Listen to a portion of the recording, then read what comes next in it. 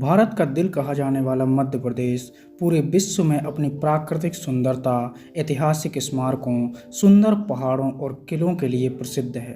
भारतीय राज्य मध्य प्रदेश में स्थित ओरछा का किला भारत के सबसे सुंदर और भव्य किलों में से एक है, जो न केवल अपनी शिक्षा के लिए बल्कि अपने यहाँ के शांत वातावरण के लिए भी पूरे विश्व भर में प्रसिद्ध है। ओरछा में भगवान श्री राम राजा सरकार का राज्य आज भी है और दुनिया में कोई भी ऐसा मंदिर नहीं है जहां भगवान राम को राजा के रूप में पूजा जाता हो। वहीं ओरछा धाम एक ऐसा मंदिर है जहां भगवान राम को राजा के रूप में पूजा जाता है और राम राजा सरकार को प्रतिदिन सलामी भी दी जाती है। बड़े से बड़ा नेता, चाहे वो प्रधानमंत्री ही क्यों ना हो, राजा के रूप में यहाँ नहीं जा सकते और ना ही लाल फूल में किसी को मंदिर के आसपास जाने की अनुमति है। यह सब ओरछा प्रशासन की जिम्मेदारी है। यहाँ सुबह सूर्योदय से पहले और सूर्यास्त के बाद मंदिर में आरती होती है और राम राजा सरकार को सलामी दी जाती है।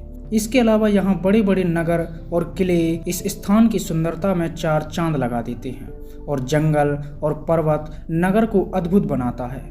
ओरछा भारत में ही नहीं बल्कि दुनिया भर में अपनी अलग तरह के सौंदर्य के लिए प्रसिद्ध है, इसलिए यहाँ लगभग दुनिया भर के पर्यटक आते हैं। ओरछा किले से जुड़ी कहानी भी बेहद रोचक है और इस मंदिर का इतिहास भी अद्भुत है।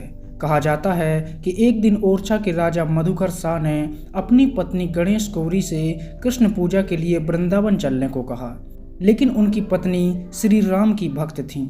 उन्होंने कृष्ण पूजा करने से मना कर दिया तो राजा ने क्रोध में कह दिया कि अगर आपके रामलला से आपका इतना ही लगाव है तो उन्हें क्यों नहीं ले आती।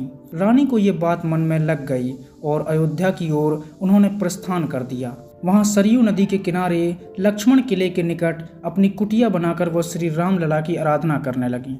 उन दिनों संत शिरोमणि तुलसीदास अयोध्या में ही अपनी साधना कर रहे थे, तो संत तुलसीदास जी से भेंट करने के बाद उनका विश्वास और भी दृढ़ हो गया और वहीं श्री राम की आराधना करने लगी।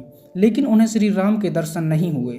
बाद में बहुत निराश होकर रानी सरयू नदी में अपना शरीर त्यागने के लिए कूद जाती हैं और इसी जल की गहराइयों में मूर्ति के रूप में उन्हें भगवान श्री राम के दर्शन होते हैं।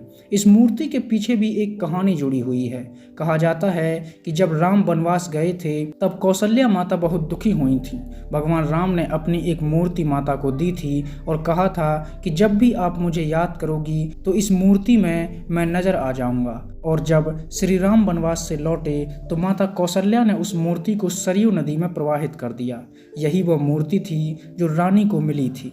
रानी ने भगवान राम जी से अपनी इच्छा व्यक्त की और भगवान राम उनके साथ चलने को तैयार हो गए। इधर महाराज मधुकर शाह ने भगवान की स्थापना के लिए भव्य मंदिर बनवाया। रानी रामलला को लेकर ओरछा लौटने की तैयारी करती हैं, पर श्री राम कुछ शर्तों के साथ ओरछा चलना स्वीकार करते हैं। उन्होंने कुछ शर्तें रखीं, जिनमें मुख्य थी कि यात्रा वो पैदल करेंगे, ओरछा में वो हमेशा राजा बनकर रहेंगे और इस बीच श्री राम की मूर्ति जिस स्थान पर रख दी जाएगी वहीं पर वो बस जाएंगे, दोबारा उस स्थान से नहीं उठेंगे। रानी इन सभी शर्तों के साथ राम जी को ओरछा लेकर आती हैं और उनका भव्य स्वागत होता है। दूर दूर से लोग ओरछा में एकत्रित होते हैं। इधर राजा ने श्री राम के लिए चतुर्भुज मंदिर का निर्माण करवाया। ये मंदिर रानी के महल के ठीक सामने बनाया गया था और राम भगवान की स्थापना के लिए पूरी तरह से तैयार किया गया। लेकिन रानी जब ओरछा में आईं तो उस समय मूर्ति स्थापना के लिए शुभ मुहूर्त नहीं था, जिसकी वजह से रानी ने मूर्ति को अपनी रसोई में रख दिया और सोचा कि पवित्र शुभ अवसर पर मंदिर में इसे स्थापित कर देंगे।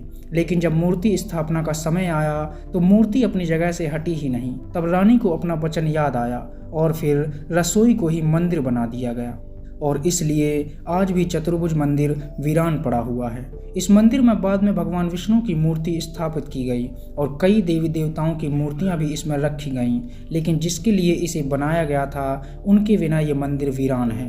रानी की रसोई को ही मंदिर में बदल दिया गया और उसे राम राजा सरकार नाम दिया गया।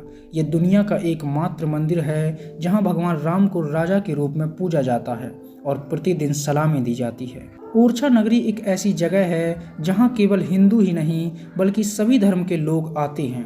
कला और प्रकृति को जो लोग पसंद करते हैं वो खासकर इसे देखने के लिए आते हैं। ये दुनिया भर के टूरिस्ट के लिए एक गढ़ है और हजारों की तादाद में यहाँ दूसरे देशों से भी लोग आते हैं। यहाँ के किलों की ताकत, दूसरी कलाओं को देखते हैं।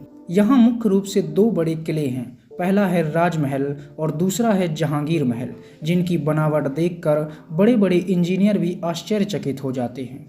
राजमहल किले का निर्माण राजा रुद्र प्रताप सिंह ने 1501 में करवाया था और उनके बाद जो भी राजा बने उन्होंने इस महल की प्राकृतिक सुंदरता को कायम रखा। सन 1605 से 1627 तक वीर सिंह जी देव ने यहाँ पर शासन किया और इसी दौरान उन्होंने जहांगीर महल बनवाया, जो दोस्ती की मिसाल कहा जाता है। जहांगीर महल अपने आप में अद्भुत है। इसका निर्माण जहांगीर ने वीर सिंह जी देव के लिए करवाया था और उन्हें ये महल दोस्ती के रूप में भेंट किया था। ये बुंदेलों और मुगल वास्तुकला का उम्दा उदाहरण है। इसके अलावा यहाँ एक शीशम महल भी है, जिसे आईने का महल कहा जाता है। इसे देखकर बड़े बड़े इंजीनियर भी सोच में पड़ जाते हैं कि आखिर इसे किस तरह से बनाया गया होगा। और फिर इसके अलावा यहाँ राय पैलेस, सुंदर महल भी खास महत्वपूर्ण हैं। यहाँ का बेतवा घाट एक अलग ही तरह का सुकून देता है। कई ऐसे महल बने हुए हैं जिन पर गिद्ध भी रहते हैं। खास बात यह है कि यहाँ के गिद्ध शाकाहारी हैं। ओरछा अपने आप में एक सांस्कृतिक स्थल है, जिसे देखने हजारों की संख्या में लोग आते हैं और यह बुंदेलखंड की शान है।